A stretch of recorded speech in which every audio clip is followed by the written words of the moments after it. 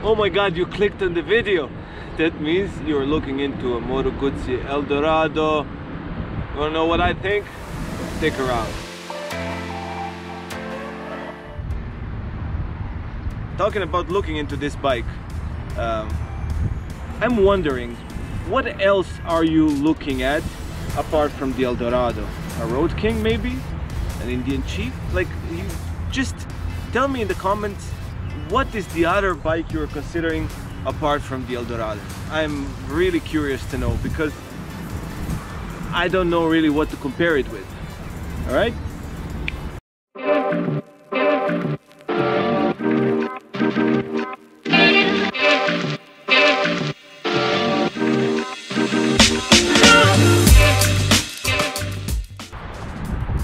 Hello and welcome to Motolize, channel for all your motorcycle hungers and needs. My name is Branko. A couple of weeks ago I did a long-term ownership review of a Moto Guzzi California 1400 Custom, my own bike, and I've had some requests that said, can you do that about an Eldorado? Hey, have you ridden an Eldorado? Oh my god, I'm looking into an Eldorado. So by chance I know a guy who has an Eldorado. So by the grace of my buddy Ashish, I took his Eldorado for a couple of days. I drove it around and rode it around and put it through its paces, and now I'm ready to tell you my verdict. So basically the same chassis, same engine as the California 1400, absolutely the same amount of power, same amount of torque, same suspension, not the same suspension actually. See, this I didn't know this. On the California I had twin shocks with remote canisters, and they are absent here, and somehow something is different here as well. I can't really put my hand on it, but I feel like there is so much more space here in the hole. I think this bracket is probably a little different, but these are all irrelevant things. We got spoke wheels, and we have this split seat, which is kind of bigger and wider, but also pretty disappointing. I'll tell you why. So the same shaft drive, the huge ass exhaust. I can't imagine why. It really mutes down the engine, and I don't know what else it does to the engine, but I gotta tell you, the throttle response is different than on the California, and definitely doesn't sound as mine sounded with the Guzzi Tech exhaust, and it kind of sounds like a Citroën Duchevy. You know Duchevy? Here's a picture. Same headlight, except we have here an aftermarket two big spotlights, which are actually not out of place on this bike. Moto Guzzi has a history of ridiculous lighting, so yeah, this one comes together. Now, I don't want to talk about the styling, because it's probably not anybody's cup of tea. It looks so ridiculously old school, you know, like for me, this is not the style I would ever go for, but this is me, right? I mean, if Moto Guzzi California is you know, a tactical armor, this is a tuxedo and a white shirt with a stiff collar. Here up on top, everything is more or less the same like any California, except for the MGX that has dual clusters. The same analog tacho with the big speedo and top, the same controls. Let's start it up for a second.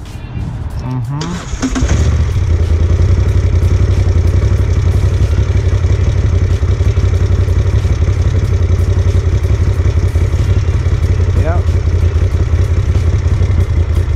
like on a California.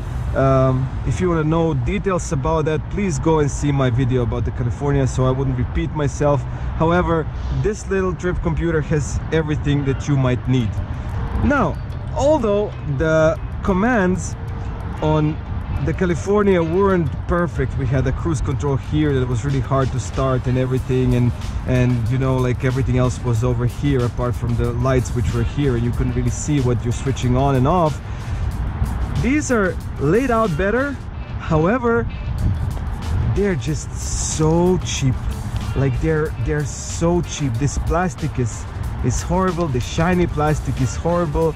Everything is kind of feels brittle and flimsy. Look at this. I'm not liking this. This switch here is for I'm guessing for the heated grips, but they don't come as standard on any California. You have to buy the heated grips, but there is a switch. I'm whatever. Not a fan of these bars. Absolutely not a fan. They sway way too much back, and there is absolutely no way to make yourself comfortable at higher speeds. At low speeds it doesn't really matter, you know, because you're kind of sitting and you don't have to hold on to the bike, you don't have to resist the wind. However, when you're going at a higher speed on a highway and like this, and sitting in this position, it just keeps pushing you backwards. You can't resist the wind. I want to come closer. I don't want to ride like this, you know. So I found, I don't know if you remember you've seen it on my California, I like to be in attack position like here, but my bars were over here, right? But here I found a nice way to sit on a highway. The best way for me to sit on a highway and not get tired is here, yeah. So I would go for a ride and I would sit like this. I mean, it's ridiculous, but it's the truth. Same 21-liter tank, same tank covers. This little design cue is actually, this is brushed aluminum of the tank cover, and then they just painted around it. I mean, I can't imagine why that is there, but I understand that it's there to give homage to the old Eldorados. Same 6-speed gearbox with a heel-toe shifter. I don't know if it's this specific bike, but it kind of, there is a different feel to the shifter. My California would just click in and out of gears, but this one kind of, you feel a bit of a, you know, it's hard to say, you feel the travel through it. There is a kind of, it doesn't just click from one gear, empty space, clicks to another gear. No, this one kind of, you can feel it kind of, you know, kind of slides through to another gear. And this is something that is, I mean, it's subjective, but it wasn't my favorite feeling. I also noticed that the clutch is way stiffer than on the California. For whatever reason, it's way stiffer than on the California, and the same goes from the front, for the front brake as well. I don't know why that is, but it's way stiffer and it's harder to modulate. The California, my California, was a very easy 1-finger, 2-finger modulation. This one I kind of have to, it's very difficult with 1 finger, and with 2 fingers I would kind of go, and immediately it will be a little more catchy. And that's one thing I liked about the California, was that it was nice and kind of soft and easy to modulate. Here we're looking now at the wheel and a tire. Both of these wheels are spokes. Same brake setup, front 320 millimeter disc. It looks huge in this wheel because I think these rims are a bit smaller than on the California, I would say. Let me see, I didn't actually look at it. This is 16 and a 16, yeah, 16 and a 16. Okay, it makes sense. So this is more set up with a fat front, small front tire, 16, like, let's say like a Scout bobber. Yeah, that's that kind of a setup. So the same monoblock 4-piston Brembo radial mounted caliper, and in the back we have a 270 millimeter disc spoke, 16 180 65 16, and 2-piston, right? Yep. 2-piston caliper, ABS both front and back. Now the difference in suspension is that this one over here is just regular suspension with some probably preload and compression adjustment. However, on the California there is a remote canister. This bike rides kind of nice. It's easy, it's got ample power for what it is, and 1400 cc is absolutely more than enough for the weight of the bike, which is around 300 and a few kilos.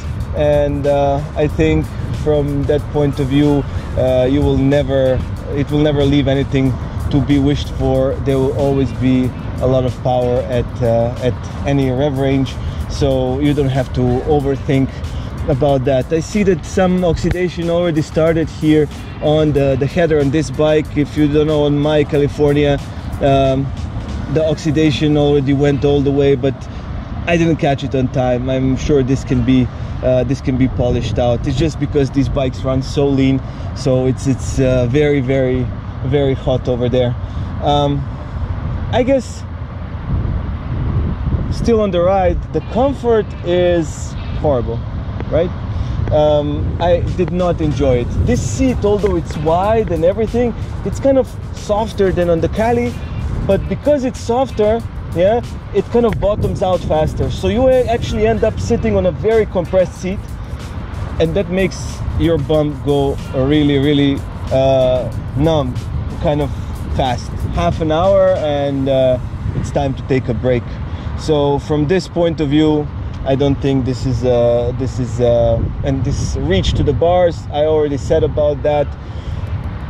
The geometry and the seat comfort, I did not enjoy that one bit.